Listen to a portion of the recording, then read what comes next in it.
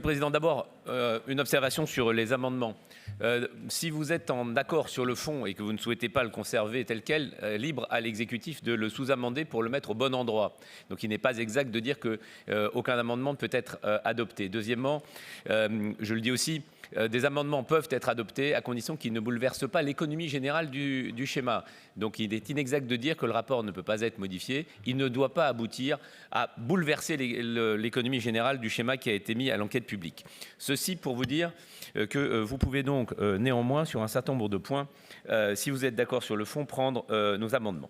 Monsieur le Président, je vais évoquer la question de la prescriptivité, et en particulier sur la question du zéro artificialisation nette.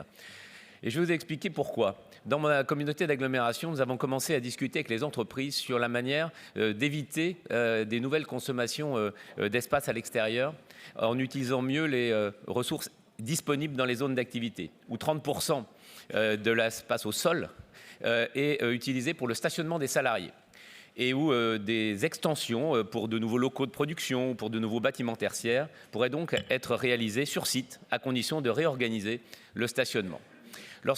Plutôt que d'aller en périphérie dans de nouveaux espaces à conquérir.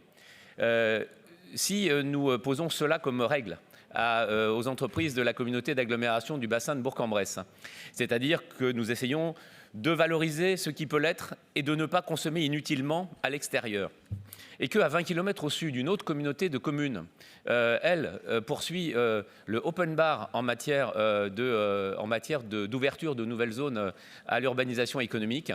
Que nous disent les entreprises?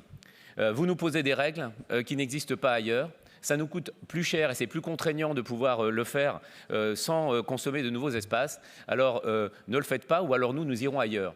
Oui, la région aurait été dans ce rôle, la région serait dans ce rôle, la région est dans son rôle, en fixant dans ce cas des règles qui soient les mêmes pour tous. Parce que sinon, on laisse la porte ouverte à la concurrence des territoires, on laisse la porte ouverte à la poursuite de la consommation d'espace. Voilà pourquoi nous proposons cet amendement qui consiste non pas à dire un vague objectif à 2050, ce qui veut dire que pendant 20 ans on continue comme aujourd'hui et sans limiter la consommation d'espace.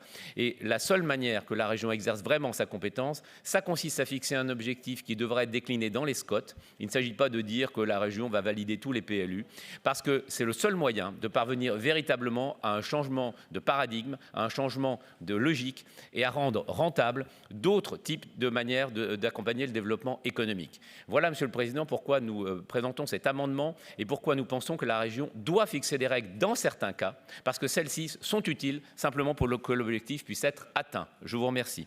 Merci, Président Hortefeux. Oui, donc, j'ai bien entendu ce que vient de déclarer M. Debat, mais techniquement, encore une fois, c'est pas ressorti dans l'enquête publique. Enfin, on l'avait évoqué, présence de Jean-Michel Guerre. Et sur le fond, c'est un sujet qui n'a pas été abordé avec les SCOT et les collectivités.